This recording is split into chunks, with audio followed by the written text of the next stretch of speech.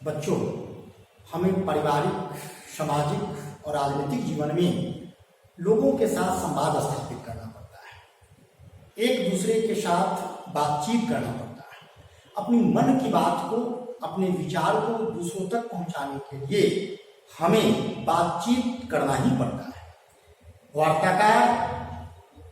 वार्तालाप के माध्यम से, बातचीत के माध्यम से अपनी बात को, अपने विचार को दूसरों तक पहुंचाने का काम करता है। हम कह सकते हैं कि हमारे जीवन में बातचीत का, वार्तालाप का बड़ा महत्वपूर्ण स्थान है।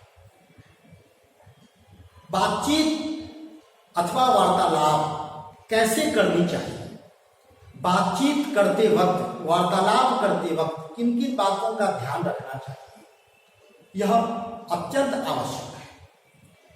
यदि बातचीत स्तरीय हो, यदि बातचीत में हम महत्वपूर्ण बातों का ध्यान रखें तो वार्तालाप, बातचीत हमारा सफल होगा और जिस उद्देश्य से हम दूसरों के साथ संवाद स्थापित कर रहे हैं, संभव है उस उद्देश्य में हम सफल हो जाएं।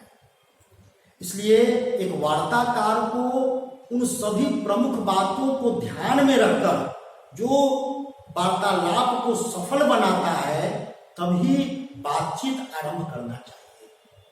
अन्यथा आप जिस उद्देश्य से वार्तालाप आरंभ किए हैं और उद्देश्य आपका सफल नहीं होगा। वार्तालाप का एक बहुत ही महत्वपूर्ण गुण है, पहला गुण है मधुर वचन। मधुर वचन का बहुत ही महत्वपूर्ण स्थान होता है वार्तालाप में। वार्ताकार को मधुर वचन का सहारा लेना ही पड़ता है। यदि आपकी वाणी मिष्ट नहीं है, यदि आपकी वाणी मधुर नहीं है, तो संभव है कि आप जिस उद्देश्य से, जिस वस्तुनिष्ठ को सिद्ध करने के लिए आप बातचीत आरंभ किए हैं, उसमें आपको सफलता न प्राप्त हो। मधुर वचन सफलता का द्वार खोल सकती है। मधुर वचन आपको अपने उद्देश्य में सफल कर सकती है।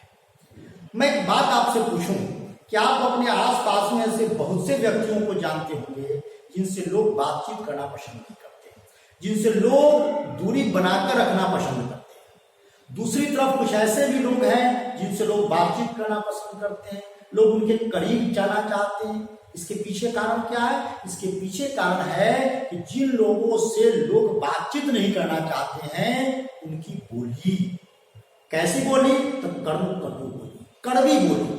कड़वी बोली के कारण लोग उनके करीब जाना पसंद नहीं करते।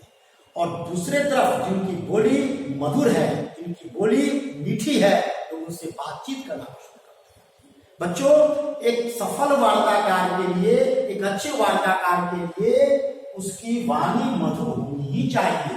मधुर वचन सफलता की पहली सीढ़ी। आप मधुर वचन के माध्यम से किसी के हृदय के करीब पहुंच सकते हैं। आप उसके बंद हृदय के द्वार को खोल सकते हैं। मधुर वचन एक ऐसा गुण है जो आपको समाज में, परिवार में, विश्व के किसी कोने में आपको सम्मान का पात्र बना देती है। इसलिए हम सबों को चाहिए कि अपनी बोली में मधुरता के तत्व को स्थापित। दूसरी जो बात है शिष्टता। केवल मधुर वचन के साथ ही नहीं, बल्कि आपकी वाणी में शिष्टता का भी तत्व होना चाहिए। शिष्टाचार, शिष्टता केवल आचरण में नहीं, बल्कि वाणी में भी शिष्टता का तत्व विद्यमान होना चाहिए। यदि आपकी वाणी मधुर है और उसमें शिष्टता का भी तत्व है, तो दोनों मिलकर आपको समाज में आदर का पात्र बना सकता है। तीसरी बात है स्पष्टता।